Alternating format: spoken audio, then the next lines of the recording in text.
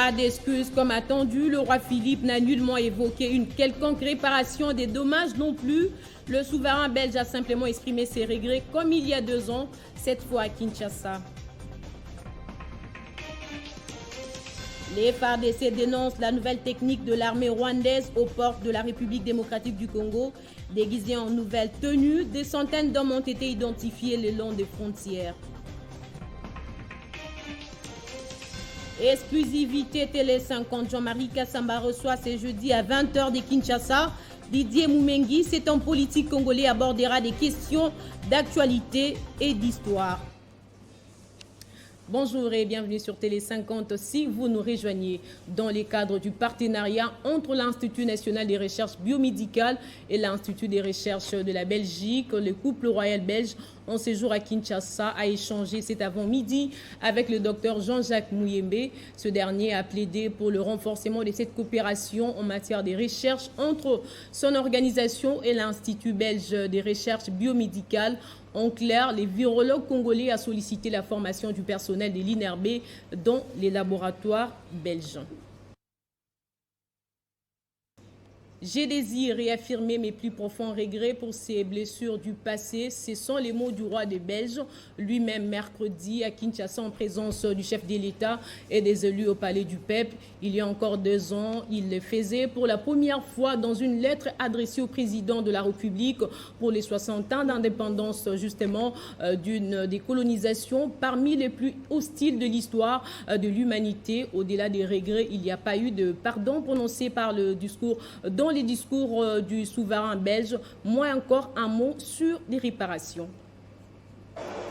Sans oublier le passé, mais en l'assumant pleinement, afin de transmettre à la nouvelle génération une mémoire réfléchie et pacifiée de notre histoire commune. Bien que de nombreux Belges se soient investis sincèrement, aimant profondément le Congo et ses habitants, le régime colonial comme tel était basé sur l'exploitation et la domination. Ce régime était celui d'une relation inégale, en soi injustifiable, marquée par le paternalisme, les discriminations et le racisme.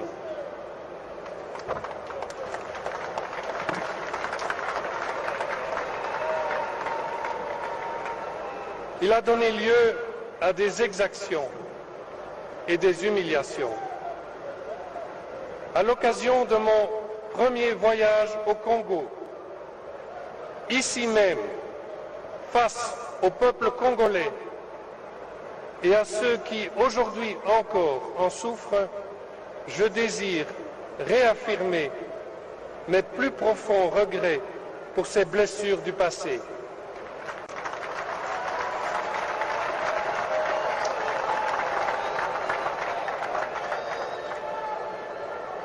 Sincères regrets que j'avais exprimés dans la lettre que je vous ai adressée, Monsieur le Président, il y a 2 ans maintenant pour le 60e anniversaire de l'indépendance. Une absence de pardon et des réparations très décriées dans l'opinion.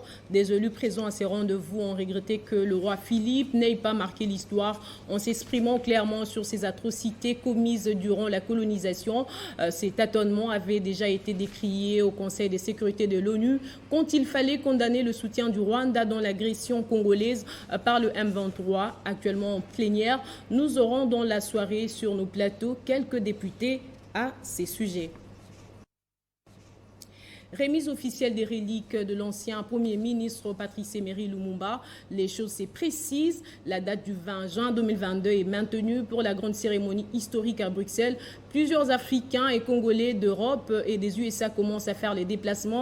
Nous sommes justement en ligne avec Fabien Lumbala. Alors dites-nous, avez-vous une idée du programme de cet événement? Effectivement, nous avons eu vent du programme mémorial Patrice Emery Lumumba ici à Bruxelles. Il prévoit jeudi 16 juin 2022 l'arrivée des membres de la famille et délégations officielles.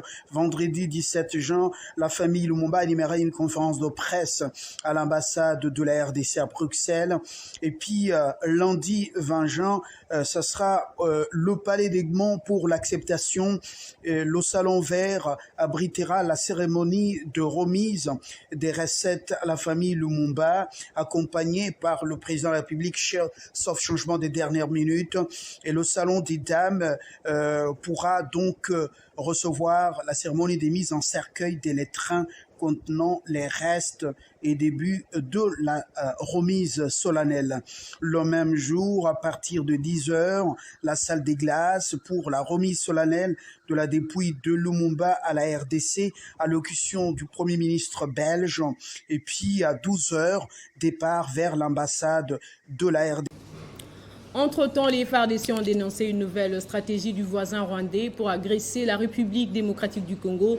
Dans une communication dans la soirée de mercredi, le porte-parole du gouverneur militaire, le général Sylvain Ekenge, a alerté la population sur un déguisement des militaires rwandais pour infiltrer le territoire congolais.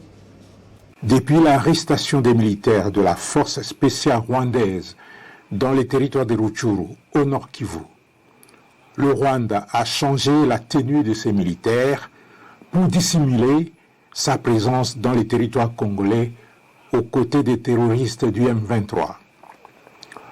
Le Rwanda a déployé dans les environs de Tchanzu 500 militaires des forces spéciales, tous habillés d'une nouvelle tenue de couleur vert-noir et coiffés des casques de sa force spéciale. Pire encore, les terroristes du M23, soutenus par le Rwanda, leur mentor naturel, se sont intentionnellement attaqués à la MONUSCO à Muhati, non loin de Bikenge, dans le groupement des Djomba en territoire de Rutshuru. Pourtant, la force de la MONUSCO est en plein exercice de sa mission conformément au mandat du Conseil de sécurité des Nations Unies.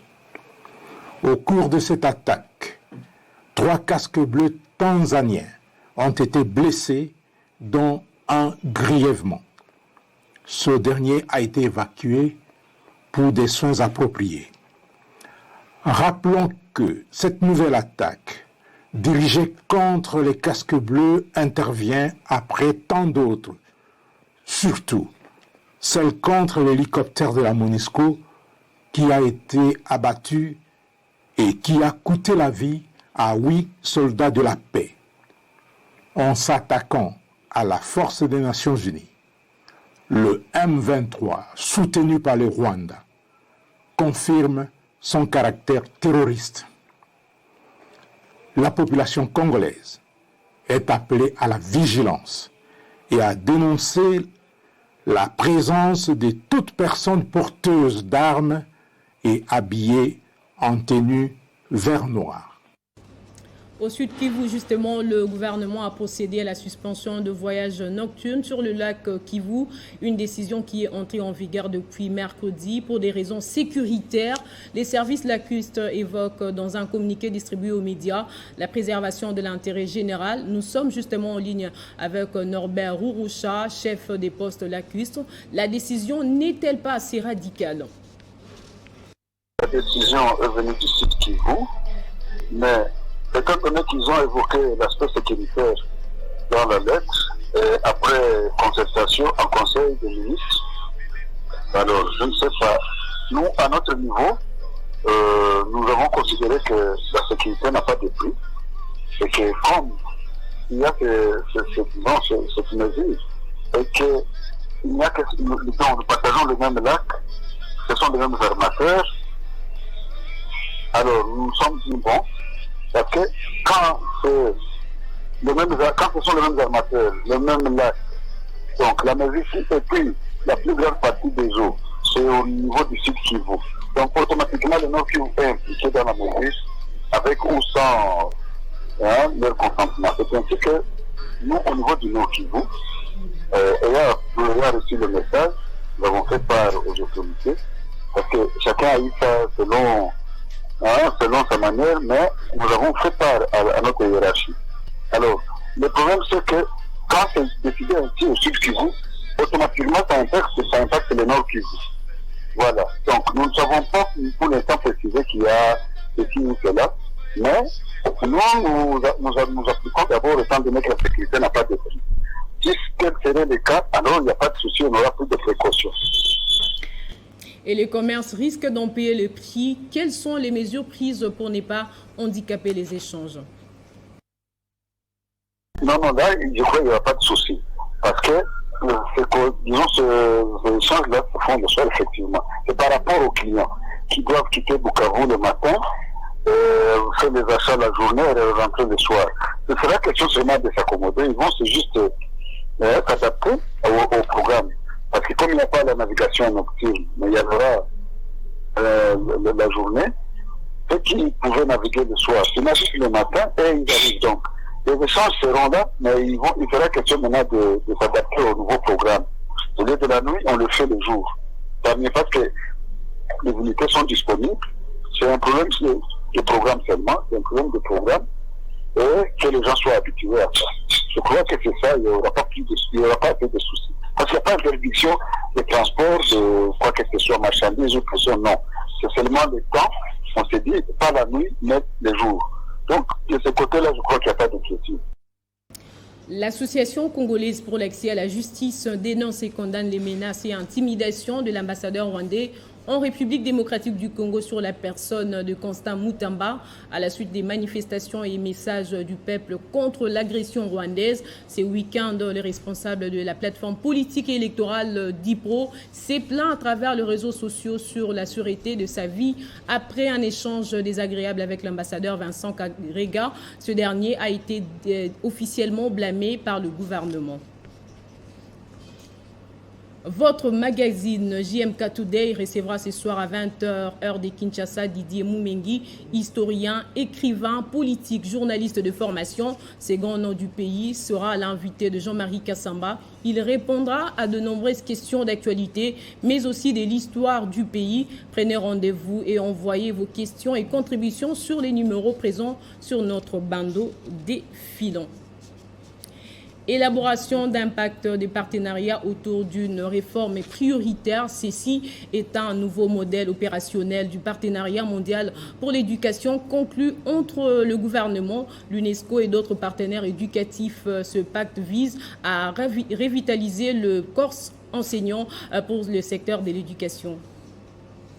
Dans le cadre du nouveau modèle opérationnel du partenariat mondial pour l'éducation, le gouvernement de la République démocratique du Congo s'est lancé dans l'élaboration d'un pacte de partenariat autour d'une réforme prioritaire. C'est tout autour de la professionnalisation du corps enseignant et l'amélioration de l'environnement de travail et d'apprentissage. C'est le secrétaire permanent d'appui et de coordination du secteur de l'éducation SPACE, Valère Moussia, qui a coordonné et facilité ce processus inclusif et participatif de co-construction de ce document. Il s'agit bien d'un document qui a été élaboré dans un processus tout à fait participatif et inclusif. Une réforme qui a été jugée par tous comme ayant une charge suffisante pour pouvoir transformer notre système éducatif. Cette rencontre qui a un impact majeur et qui a réuni également tous les partenaires éducatifs pour s'accorder ainsi que désigner la revitalisation de la fonction enseignante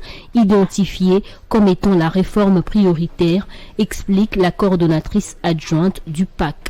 Nous sommes en train de repenser en fait la formation initiale et même la formation continue des enseignants. Il y aura dans quelques jours la sélection de l'agent partenaire pour pouvoir encadrer justement toutes les visées ou tous les résultats attendus de ce troisième accord de don qui sera signé entre le PME et le gouvernement de la RDC. En outre, des stratégies de gouvernance sont à mobiliser pour appuyer la mise en œuvre effective de la réforme prioritaire, notamment la production et l'harmonisation des données sur les élèves, les écoles et les enseignants. L'Union des étudiants du Maniema à Kinshasa, l'UEMA, s'indigne de l'annulation de l'élection de gouverneur et vice-gouverneur du Maniema par le Conseil d'État depuis le 31 mai dernier. Ces étudiants de l'UNIKIN ressortissants du Maniema l'ont dit mercredi après une marche organisée à Kinshasa pour demander l'arbitrage et l'implication du chef de l'État Félix-Antoine Tshisekedi Tshilombo. 18 sur 22 députés provinciaux qui composent cet organe délibérant avaient voté pour l'honorable Hubert Kishabongo Radjabou Kindanda et Chuma Yafali, respectivement gouverneur et vice-gouverneur. Lequel résultat, l'UEMA avait appris à sa grande satisfaction car, élisant l'un de ses anciens présidents dont les capacités intellectuelles, managériales et leadership ne sont plus à démontrer après 12 ans de son passage à la tête de l'Assemblée provinciale du Maniema. Qu'à la suite d'un recours en appel devant le Conseil d'État de certains candidats malheureux, le Conseil d'État a rendu un arrêt, lequel annulant celui de la Cour d'appel du Maniema ayant confirmé la décision de la CENI proclamant provisoirement élu gouverneur et vice-gouverneur du Maniema que l'UEMA a appris avec consternation. Nous demandons l'implication personnelle du président de la République, chef de l'État, son Excellence, M. Félix Antoine Tshisekedi Tshilombo, en sa qualité du magistrat suprême et garant du bon fonctionnement des institutions qui, dès son avènement, prône sur l'état de droit.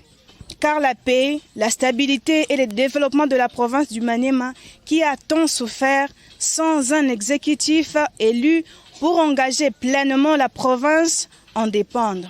Aux autorités politiques et judiciaires, chacun en ce qui le concerne, de s'impliquer pour sauver la province du Maniema. Début ce jeudi aux États-Unis d'une série d'auditions publiques sur l'assaut du Capitole contre l'ancien président américain Donald Trump. Ce moment très attendu et préparé a été lancé par la commission spéciale de la Chambre des représentants. Éliminatoire de la Coupe d'Afrique des Nations Côte d'Ivoire 2023, les Léopards de la RDC ont subi un deuxième revers hier face au Soudan alors qu'ils comptaient relever la tête après la défaite face au Gabon lors de la première journée. 2-1, c'est le score final de ce match. Une deuxième défaite qui vient compliquer les choses pour les Léopards de la RDC qui devront absolument s'imposer en aller et retour face à la Mauritanie pour espérer rester encore dans la course. Pendant ces temps, 4 sélections goûtent déjà aux délices du championnat d'Afrique des Nations. Chan en sigle avec le tournoi d'Algérie qui a débuté depuis lundi. Les Léopards de la RDC qui se sont bien comportés face aux Lions de la Teranga lundi seront face au pays organisateur Algérie ce jeudi. Faire un bon match au Fennec, c'est la détermination de Poulain d'Otis Ngouma. On écoute. En réalité, tout le temps, on a des difficultés, toujours un travail, mais le voit tout ça va soda et on essaie de gagner le match. Mais on a des déterminations dans la même équipe. Si on a un match, on a toujours dans les déterminations au Tchabi. On essaie de faire bien. Ouais, c'est sûr. C'est sûr. On va bien aller, les positions lobby rattraper donc. C'est sûr, on peut travailler malgré tout l'adversaire dans ma casse, mais on peut travailler pour ma casse donc. Non, tu as subi une sous-son à jouer on a. Les difficultés à moi par rapport au championnat. Aujourd'hui, vraiment, plus de 5 ou 4 mois à tomber sur le championnat, c'est moins difficulté. Mais il est quand même bien blessé. Il y a un joueur qui a match à l'Upopo, il y a un joueur blessé, après un joueur blessé. Mais si j'ai dit d'aller bon. Ouais, sentiment total parce que début de la compétition, et c'est une victoire tellement tout ça l'effort, tu as arraché. Tu as arraché le match à l'autre, tu as eu 3 points tout 10 ans, malgré le tournoi. On a évité le tournoi, on a eu l'essentiel est que le premier match, tu as bien. Le premier match, il a raté, tu as vraiment victoire. Non, on reste nous-mêmes, tu as eu le balle, tu as eu surmonter le match à Boé. Félicitations à Massa, malgré le premier flop bêta. Vraiment, la félicité, vraiment, on va saluer le vrai fort, on va fournir. Malgré le championnat, mais c'est nécessaire de salir, de gagner le match à l'Ibosso. Voilà, ça fout de la guerre, tu es déjà habitué à Robert malgré moi difficulté Zali pour l'Abisso, pour le championnat, mais les excuses, tu es bien ça pour le match Algérie. On va prendre le communiqué du SENSAP avant le rappel des titres. La Caisse nationale de sécurité sociale des agents publics de l'État, CNSAP en sigle, porte à l'attention de tous les agents de carrière des services publics de l'État mis à la retraite avant l'année 2017, ainsi que leurs rentiers, conjoints, survivants et orphelins, y compris ceux des agents décédés en cours de carrière avant 2017, qu'ils sont dorénavant assujettis au régime de sécurité sociale de la CNSAP. Conformément à la vision du chef de l'État, ce transfert fait suite à la réforme de la retraite pilotée par son Excellence, Monsieur le Vice-Premier ministre, ministre de la fonction publique, suivant les résolutions du Conseil des ministres du 13 mai 2022. Cette réforme offre l'avantage d'une augmentation allant de 300 à 800% des montants de pensions et rentes servies actuellement par l'État aux bénéficiaires concernés à condition de remplir les critères légaux de maintien de droit. De ce fait, toutes les personnes concernées devront se préparer pour un contrôle des dossiers physiques et l'octroi de la carte de sécurité sociale de la CNSAP dans la période du 1er juin au 8 juillet 2022. Le dossier à présenter est composé de documents ci-après: une carte d'identité valide, une copie de l'acte d'admission sous statut, une copie de l'acte de mise à la retraite, l'acte de mariage, l'attestation des compositions familiales. Si le titulaire est décédé, les ayants droit devraient adjoindre à ces documents l'acte de décès du titulaire de la pension, l'attestation de veuvage, le procès verbal du conseil des familles désignant le liquidateur et l'attestation de fréquentation scolaire des enfants de l'agent décédé.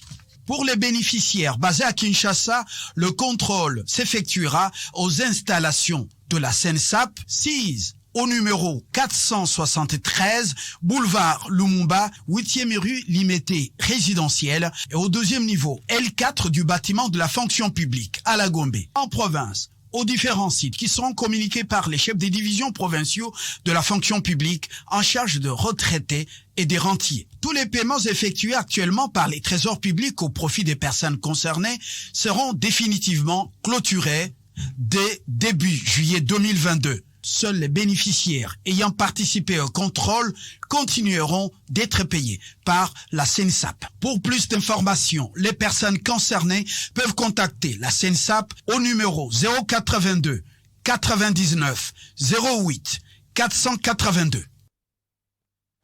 Place au rappel des titres à présent. Pas d'excuses comme attendu, le roi Philippe n'a nullement évoqué une quelconque réparation des dommages non plus. Le souverain belge a simplement exprimé ses regrets comme il y a 2 ans, cette fois à Kinshasa. Les FARDC dénoncent la nouvelle technique de l'armée rwandaise aux portes de la République démocratique du Congo. Déguisés en nouvelles tenues, des centaines d'hommes ont été identifiés le long de frontières. Exclusivité Télé 50, Jean-Marie Kassamba reçoit ce jeudi à 20h de Kinshasa. Didier Moumengi, cet homme politique congolais, abordera de nombreuses questions d'actualité et d'histoire. Ne quittez pas vos sièges dans un instant, la revue de presse.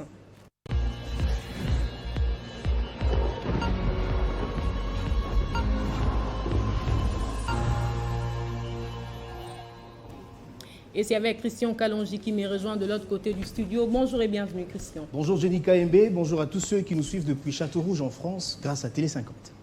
À la une de votre revue de presse de ce jeudi, la RDC et la Belgique résolument tournée vers l'avenir. Effectivement, Jenny KMB, c'est en tout cas le vœu exprimé publiquement hier par les 2 personnalités, à savoir le président Félix-Antoine Tshisekedi Tshilombo et le roi Philippe lors de leur communication devant la presse et devant le Parlement. Jenny KMB, la ville de Kinshasa était en ébullition, il faut le dire.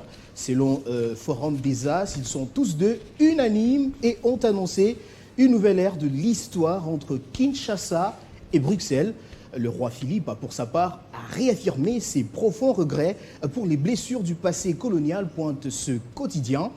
Des regrets jugés insuffisants par plusieurs Congolais, dont ceux vivant à l'étranger, qui étaient mobilisés et qui ont suivi de près l'allocution du souverain belge. À en croire rtlinfo.be, ces Congolais qui exigent au-delà des regrets la réparation de tous les dommages causés pendant l'époque coloniale pensent que le roi de Belgique devrait aussi demander pardon à la population congolaise, chose qui n'a pas été faite malheureusement. Jenny Kayembe, sudinfo.be, qui revient également sur cette information, rapporte que les Congolais attendaient beaucoup du discours du roi Philippe au Palais de la Nation à Kinshasa hier. Il s'est adressé pendant 16 minutes au palais du peuple sans lâcher ce mot précieux qui est « excuse », un mot d'après ce média en ligne qui pourrait coûter des milliards à la Belgique. Et puis l'armée dénonce les déploiements de 500 militaires rwandais aux côtés de FARDC et de M23 plutôt. Évidemment, Jenny Kayembe, il s'agit des nouvelles accusations formulées contre le Rwanda par les autorités congolaises au sujet de la question sécuritaire du Nord Kivu. Écrit 7sur7.cd. Dans une communication faite mercredi, le porte-parole du gouverneur militaire alerte l'opinion sur la nouvelle stratégie pensée justement par le Rwanda pour dissimuler puis infiltrer ces éléments sur le territoire congolais. Le général Sylvain Ekenge affirme qu'après l'arrestation de 2 militaires de la RDF par l'armée congolaise il y a quelques jours, Kigali a donc décidé de changer les tenues de ces soldats qui sont envoyés combattre aux côtés de la rébellion. Jenny Kayembe. D'ailleurs, il indique que 500 éléments ont traversé la frontière congolaise, puis pour justement rejoindre le mouvement du 23 mars à Rutshuru. Politico.cd qui aborde ce sujet précise que ces éléments sont une nouvelle preuve enregistrée par les forces de sécurité congolaises qui certifient le soutien de l'allié naturel de ces hors-la-loi après des tirs d'obus lancés le 24 et le 25 mai 2022 dans la localité de Katale, dans le territoire de Rumangabo, dans le Nord Kivu, ainsi que les indices militaires des forces de défense rwandaises retrouvées dans les positions conquises par la force de feu des forces armées de la République démocratique du Congo. Jenny Kayembe, cette nouvelle a suscité des réactions au sein de la classe politique congolaise. La dernière en date est celle de l'opposant Martin Fayulu qui d'un ton ferme a tweeté, je cite, le général Ekenge, porte-parole militaire du Nord Kivu, affirme « Le Rwanda a déployé 500 militaires à Tchanzu avec une nouvelle tenue pour dissimuler leur présence. Les usurpateurs, selon ses propres mots, au pouvoir, ces thèses dans toutes les langues, un silence assourdissant qui frise la complicité ». Fin de citation, a tweeté Martin Fayulu, l'opposant au pouvoir en place. Merci Christian Kalanju pour tous ces détails. Je vous en prie, Jenny Kayembe.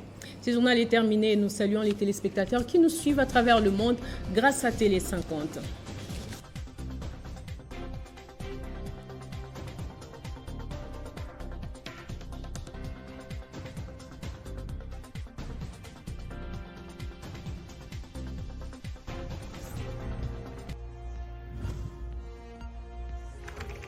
L'actualité reste incontinue.